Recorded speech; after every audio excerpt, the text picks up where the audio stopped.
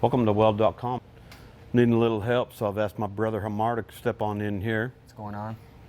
Hjalmar with WeldTube, South Coast Welding Academy. I traded him some demo work out here earlier. I worked with you on some aluminum stuff, get you back up and going. Still need a lot more practice, but it's getting there. Yeah, set you up with some practice. Now you got to go drop the hood and throw down. Get back to Houston, yes, and sir. I'm needing a little help on smaller diameter stainless pipe, so I've asked him to do a demo for me. Yes, sir. Been a while since I've done this. And a lot of my stuff in stainless piping was larger diameters. Really never did the smaller bore, tubes yeah. unless we got down to really small, and then I just kind of cheated and put them in that baby positioner and Just laced go them to up. town. So we have 2-inch schedule 40, 304. 308. 308 pipe, brother. Yes, sir. And here we got a clear lens right here. You're gonna see everything that goes inside here, arc shots, all of that's gonna be nice. We got 2 bridge tacks here. Okay, bridge tacks. The reason why I use bridge tacks is because I can cut them off and it's less tie-ins. Okay. So by bridge tacks, you haven't done anything to break down the beveled edge. They're just kind of on the outside, hanging on to this thing. Yes, sir. They're not inside the bevel. And you don't have a root face on there. No landing, no root face. No landing, no root face. Yes, sir. Hey, all right. No landing, no root face. I'm using a 532 gap and using 332 308L right here. And what I'm gonna do is we're gonna tack it up either 5G or 6G, Bob. What you prefer?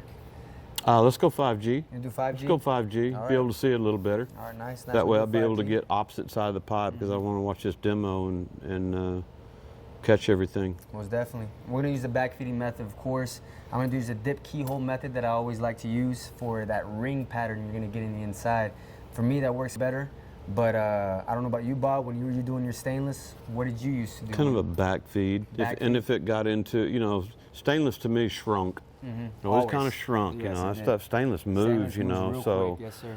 So I got into that method where you kind of keep that hot, dip a piece of wire, dip it, and kind of work it in on both edges. Exactly. And that's how I got my profile. Again, it's been a while. So. But all right, Bob. What we're gonna do right now, guys, is we're gonna tape it up. I'm gonna show you how to purge it and poke holes, everything like that, and then we're gonna go to town. So let's do this. All right, what do we got here? Alrighty, Bob. So, like I said, we're using the Schedule 40 pipe, 2-inch, 304. Now, I'm going to show you the process of purging, okay? Now, we have a window right over here, glass window, that you're going to see everything, every detail, how I'm going to dip keyhole, all that. Now, what I like to do is, I don't want no type of purge air coming out of here. You want everything sealed at the end of the day, okay? So, when I have everything closed up here, I want to make sure to poke at least 3 to 4 holes on top because I want the purge air to be coming out and flowing out. All right? We're introducing the purge down low. Yes. Argon heavier than air, so we're like purging this thing out, Yes, making sir. it exit out the top. Yes, we're sir. not moving this. No, sir. We're 5G, we're not moving it. Fixed Okay. position. Yes, sir. Fixed Taped position. off completely around down here. Okay, and you got bridge tacks. I got bridge tacks here. 3 and 9 3 and o'clock. 3 and 9 o'clock. Now, when I'm going to do this, okay, I'm going to use the back feeding method again. But before I start welding, I let it purge for maybe about 20-30 seconds. Once you start taping everything up, you do not want to just go straight to welding, all right? For a 2-inch pipe, I wait about 20-30 seconds and then I start welding, okay? I want it to, contain all that purge air. How much of a purge are you putting through here? As far as, we were using the flow meter, so yes, we're I'm using around 25 to 35 CFH, and I let it go. You crank it up, don't you? I crank it up, yes, sir. You don't play, do you? No, sir. All right. All right. 20 35 CFH, but then I'm gonna get more in detail. I'm gonna turn down to about 15 when I tie in at the end. But before that, to know if you're gonna have a good purge by any means. Some people like to put a monitor in there, check it to see, there's no need for all that. In my opinion, in my experience out there, I've worked in a lot of headers. I worked for a lot of boilers as well as stainless. But when you want to check if it's a good purge, all you got to do is one simple trick is lick your knuckle, okay? And if it's super cold on your knuckle, like really cold instantly, okay, don't wait about 2-3 seconds, instantly, then you got a good purge, all right? It's going to be good. But if it's not a cold on your knuckles, then you're gonna have to turn up that purge a little bit more, all right? So right now what I'm gonna do, lick it, Oh, it's super cold, brother. You gonna do mine too? Yeah, let me go ahead and do that for you. Or I do my own? I'm confused. I'll do my own. Lick it and tell me if it's super cold on your knuckle. Oh, it is. So Okay. if it's air, then it's not gonna be cold? No. Good trick. So right now it's ready to go. It's ready, but like I said, I recommend you, if you're gonna start, wait about 20, 30 seconds and then go ahead and start welding, okay? So right now, I'm gonna go ahead and take this part off because I'm gonna do my right-hand side, Bob's to the lefty. Thank God, right here, we got him with me. He's gonna do the left-hand side. I am? I mean, if that's okay with you. So, if you're gonna weld stainless, you do not wanna open all this up and then start, okay? You wanna go in patterns. So if you know you're gonna stop at the bridge tack, which I'm gonna do that, I wanna weld only pretty much where I'm gonna weld at, where I'm gonna stop at. I'm gonna start right at 6 and end right at 9, all right? But that's my opening, that's all I want for my opening. I don't want this open all the way because you will catch sugar like that if it's open all the way. Okay, so I just want this and this. And if you feel like the tape is too much, all you gotta do is cut up this right there. You're good to go. Cut this off right here. All right, and you're good. And now when I backfeed, I wanna make sure, I like to have, now this is a little bit different for other people. I like to keep the rod inside the tape. Oh, you stick it in the tape. I stick it in the tape and I go to town, okay? I don't keep it like this and start like this. I keep it in the tape and I'm watching the inside. I'd be inclined to rest it against the bridge tack as a prop. Yeah. I mean, You can rest it against the bridge tack as well. We're gonna go ahead and show you my dip keyhole technique, and everybody has a different preference, but to get that wedding band, that nice penetration, even penetration, 16th penetration all the way around, which is good, I recommend dip keyhole. Amperage for this, 75 to 85 amps, depending if you like to run hot, like to run colder. You're running an 1/8 inch E3, got a number 10 cup on a big boy gas lens. Nice and sharp. All right, guys, so let's go ahead and put a gear on. Let's do this.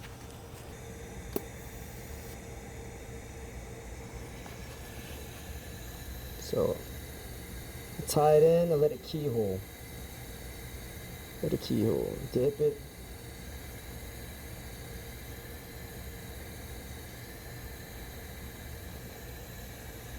It's a dip keyhole technique that I like to do. Watching the puddle, watching the rod at the same time. Making sure that I'm hitting both walls, alright? Don't rush this.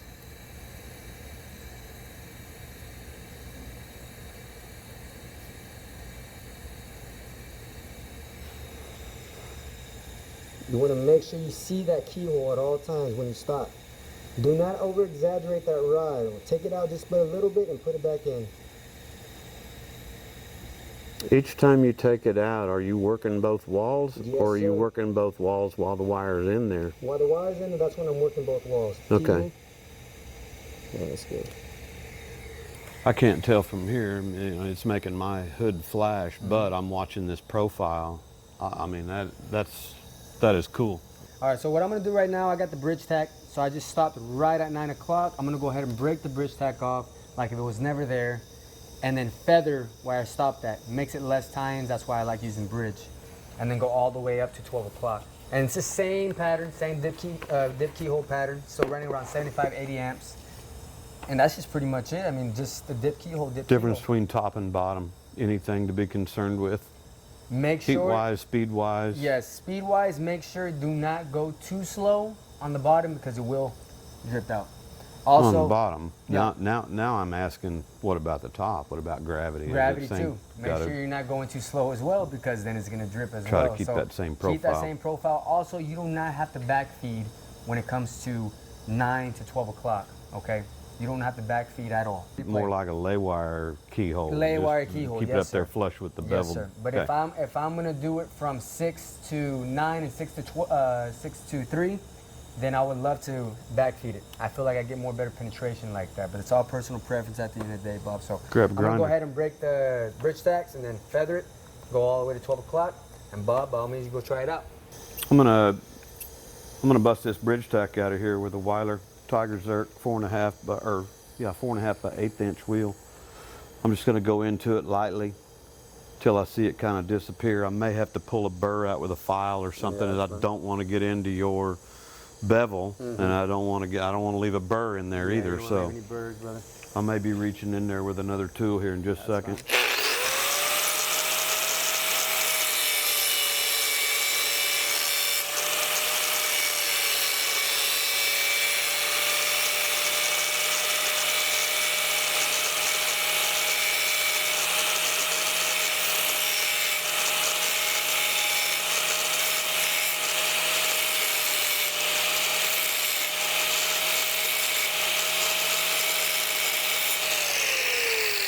Pull it out with a file. Pull it out with the file. And Okay. be ready.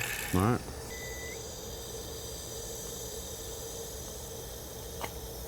Oh, it's beautiful, bro. Heck yeah, man. That's it. All right, guys. So broke off the bridge tacks. All right, nice and feathered. And before you start again, I recommend, because remember, at the end of the day, the grinder does have air coming out of it. It does. So you don't want that trapped air from the grinder staying inside. So what I like to do, and it does cause sugar, as happened to me before. I busted a test before. So, and anybody that tells you it's never busted a tail before, any welder that tells you it's never busted a tail before is lying to you. But now, I'm gonna go ahead and tape it up. Let that air from the grinder come out. Give it about 5-6 seconds. Once that hits, then you can open it up, then start again. That's my recommendation. So right now, about 5 seconds already, huh? How's it look? How's it feel? It's cold. That's cold. Now we can start again. That's simple. So we're gonna go ahead. I'm gonna do it from 9 to 12. Same dip keyhole technique. All right, but now I'm gonna go a little bit faster because I'm fighting gravity. All right, so let's do it.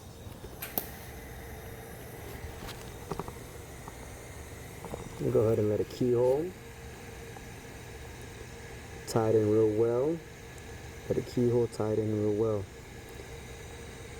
Now, if your gap starts closing up, and let me tell you right now, stainless does close up real quick, hubbub. Yes, it does. So if it does, you can go ahead and keep it on the outside and just lay wire it, keyhole, lay wire it, keyhole. So right now I'm going to go ahead and do that.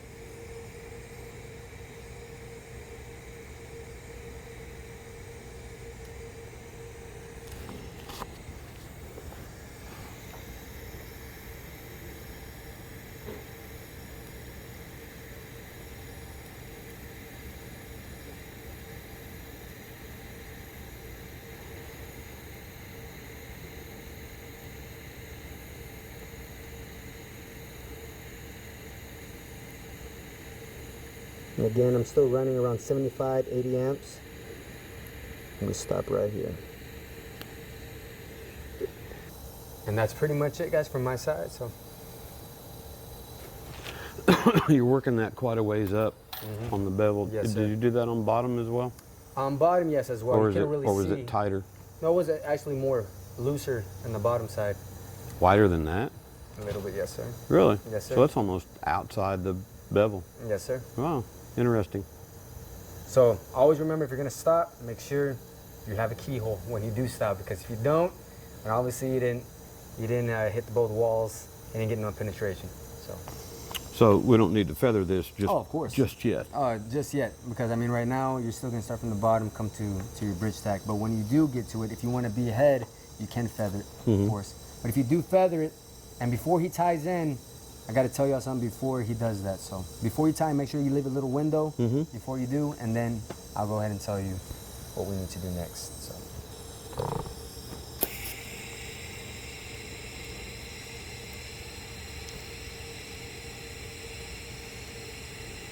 Make sure to dip more rod in there, brother. There you go. Dip it. You keyhole. Dip. Keyhole. Dip. Keyhole. Yeah, there you go. And once you dip it, that's when you spread it on the walls. There it is. Spread. There you go, like that. There it is, right there, Bob.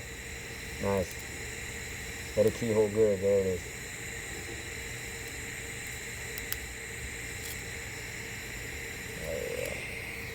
Well, since you broke my bridge tack, I'm gonna go ahead and break yours.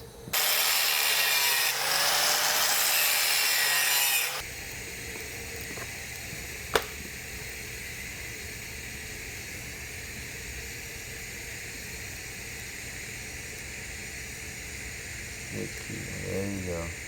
There it is, Bob.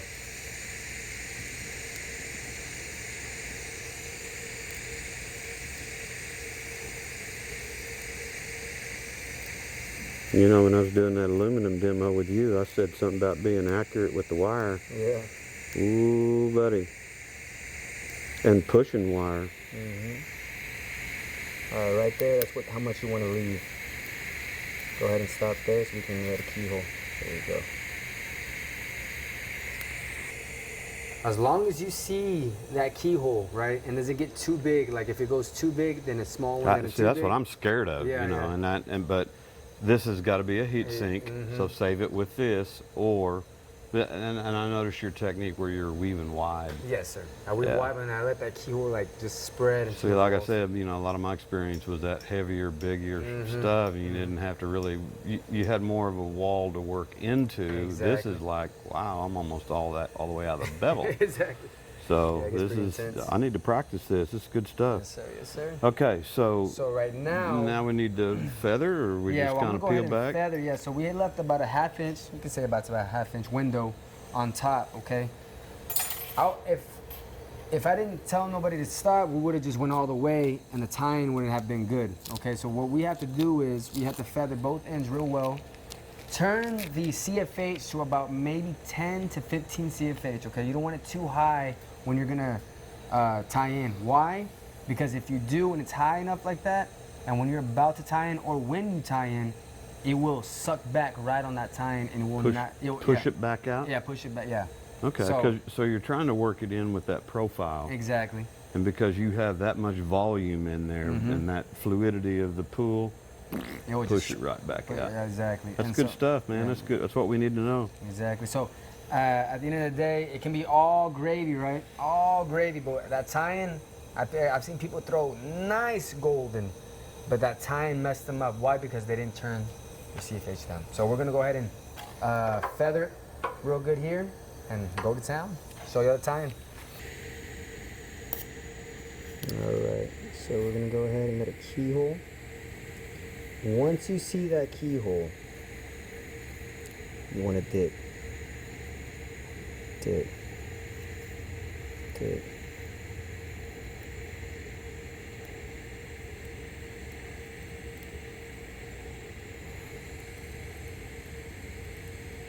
Let it cool down a little bit. Got kind of hot. That's in there.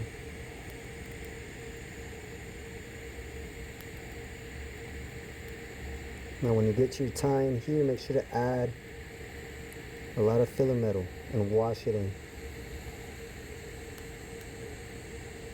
Pop out. And that is all she wrote. Sweet. I got some practicing to do, my friend. Oh, I got some practice on aluminum, my friend. Okay. So, you know, we all got things to learn regardless.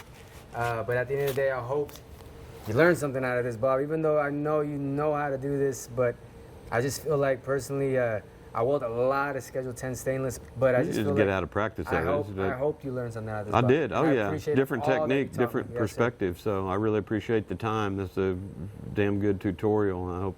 I know the viewers are learning something. I sure did. All right. Thanks for watching Weld.com. Make sure you subscribe to WeldTube. I appreciate y'all. And again, y'all can follow us on Snapchat at Welding Academy. You can follow us on Facebook at South Coast Welding Academy. And you can follow us on Instagram at WeldTube. Y'all remember, guys, burn, learn, and eventually y'all gonna earn. Thank you. Thanks for watching.